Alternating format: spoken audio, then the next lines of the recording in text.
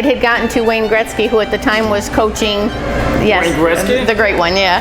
With these machines, you get a consistent product, but I did meet Alice Cooper there. They sandblasted it, coated it to be food safe, so I think I had the only food safe cement mixer in the world. Hello and welcome, this is Avendale from RoboLabs, and today we are in the Arizona.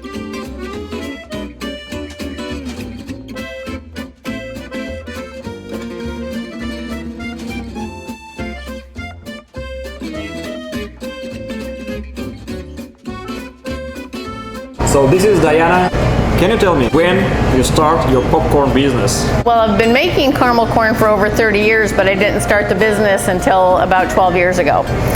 Because I didn't want it to become a business. I liked a caramel corn company that was in one of our malls nearby, and when you walked in it smelled so good and you had to get the caramel corn. This is back in the 80s, way before you. And they eventually went out of business, and I'm the kind of person that if I find something I like and then I can't get it again, I figure it out. So I started playing in my kitchen and finally created my recipe and would tumble it in a big tamale pot with a wooden spoon, because good caramel corn is not baked like so many recipes tell you should bake it in your oven. It's tumbled. So I was tumbling it and I would make it for myself and my kids. And then I would take it occasionally to family dinners or potlucks. Everybody would say, you need to market this stuff. I'm like, no. So it was like a hobby? It was like a hobby, yes. How it came to the business? Well, 20 years of saying no to it becoming a business. I belong to Chamber of Commerce locally, and I brought it one year for Christmas, and I said, you know, you guys know I had a nutrition company, so I've been in the nutrition industry for over 20 years, which you kind of see why I didn't market caramel corn. I passed around a Ziploc bag of it to everybody, and I ended up with 17 orders and the owner of a little shop going, we got to talk. So it went from there, and then I had to find a way to make it on a larger scale, but I didn't want to fully commit to anything commercial yet. So I was at a friend's house, and they were getting landscaping done, and out of the corner of my eye I saw spinning, and it was a portable cement mixer. And I thought, now that would work.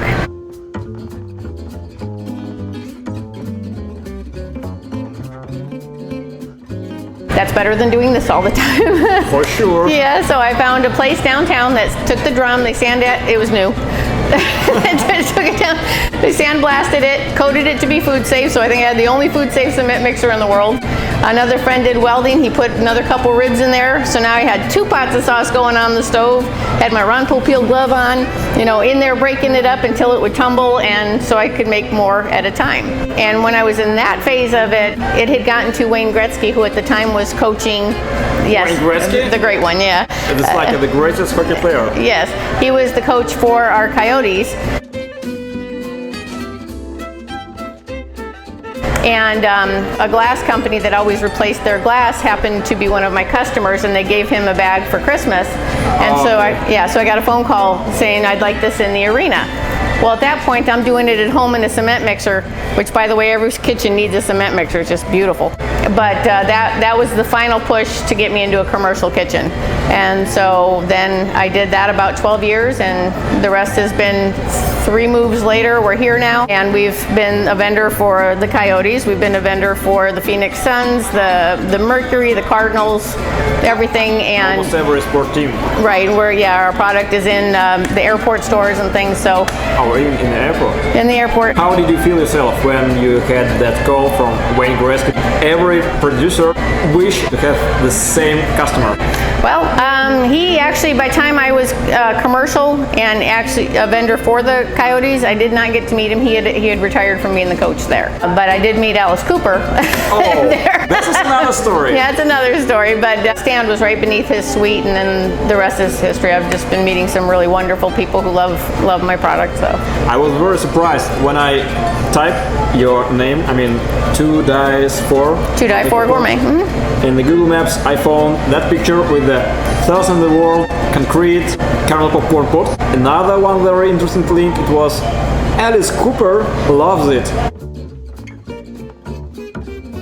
We had our stand at the hockey arena, and he loves hockey, so he has season tickets up in his suite for it. And we'd see my friend and I had thought we saw him come out of the suite, and he was walking down balcony there, and we watched when he came back, and I said, hey Alice, and he goes, yeah, and I grabbed a bag and I threw it up, and I looked like I'd been throwing things up over railings my whole entire life because it landed right in his hand. Wow. Normally it would have hit the railing and just fallen. Okay. But it went there, and he thanked me very much, and he went back in his suite. And about 10 minutes later, his assistant came out, and he says, how would you guys like to come up and meet Alice? Okay, so we had the security guard watch our stand, and we went up and met him, and he's loved it since. So you gotta tell me how great this is. I got you on video now. This is not diet food. No, it's not. Okay? Let me just put it that way. It's not diet food.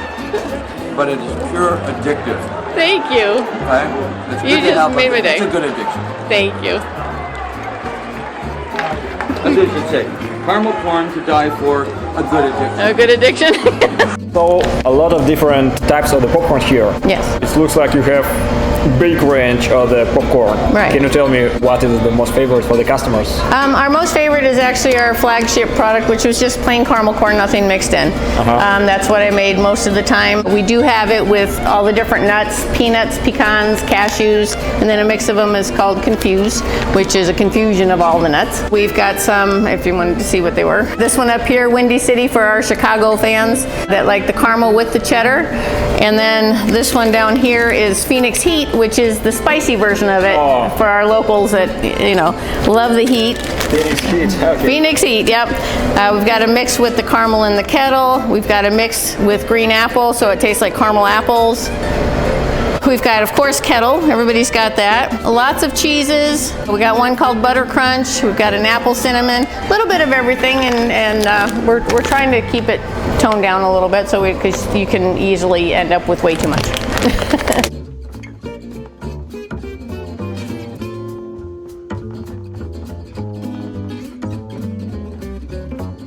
You run your own business and you handle difficult equipment. I mean, the cooking process in the private kitchen, it's not so difficult, but running a lot of different machines with the high temperature is quite difficult. And how is it to be a businesswoman, and how is it to be a businesswoman right now, and how it was when you start?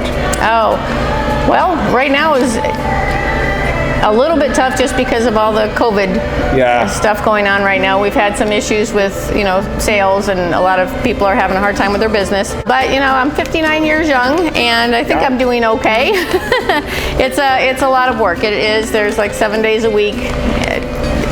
I get about 1 day off a month, maybe, if I'm lucky, and work that. Do you feel yourself tired in the end of the week? I don't know. There isn't an end. It's just to keep going. I keep going every day. Keep going, yeah. I'll have people a lot of times go, oh, you're so lucky you have your own business. You get to call your own hours. I'm like, yeah, I get to choose which 18 hours a day I'm working, but you know. People assume that it's easier to own a business than it is to work for somebody else, and that's not always the case, because if something's going, you get paid if there's money left over. Yeah. Not all the time, and a lot of times there isn't money left over. So it's those things that you have to weigh out. My husband passed away 2 years ago, so it's been a little bit difficult in the last couple of years. Yeah.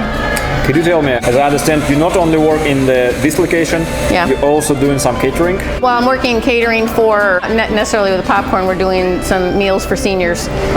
So it's regular catering. I used to cater when I had my deli. My first commercial kitchen was a combination of my first piece of equipment for caramel corn, as well as making soup, salad, sandwiches, and catering for the city, and yeah, it was a lot. I tried your sandwich yesterday. It was big and tasty. Thank you. Gave me some beef juice. That was a really good idea, because the sandwich by itself, it's like a dry. Yeah, well, yeah, roast beef, yeah. Yeah, and when you added some juice, it's much more. Well, it was tasty. juicy but you took forever to get back to. It's his fault. So.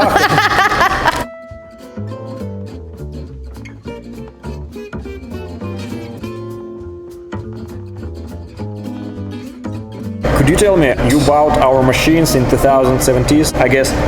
How did you know about RoboLabs? Because you was one of the first customer in the USA ever. Really? Who signed the gold medal agreement for the mini RoboPops in November of 2016 only. One of my business partners found it on YouTube.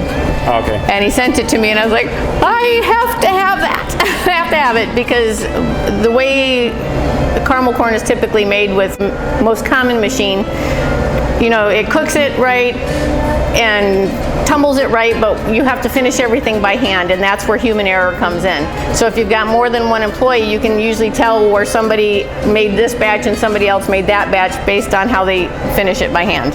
With these machines, you get a consistent product. You know, once you've got your temperature set, you've got a consistent product all the time, and it is heaven, because you can actually walk away and it just finishes it for you. It's just, I love these machines. You know, I can get, it used to take us, okay, for instance, to do 1,000 bags of this size with the way we were doing it before would take about 21 hours. All right. To do 1,000 bags with, because we've got 2 of the Robo20s, we've got a Robo10, and then we've got the RoboPop60. Yeah. If all 3 of those machines are running, it takes 4 hours to do 1,000 bags instead of 21. Really? Yeah. Wow, it's like a 5 times less. Yeah. So we actually can have a life. It's nice.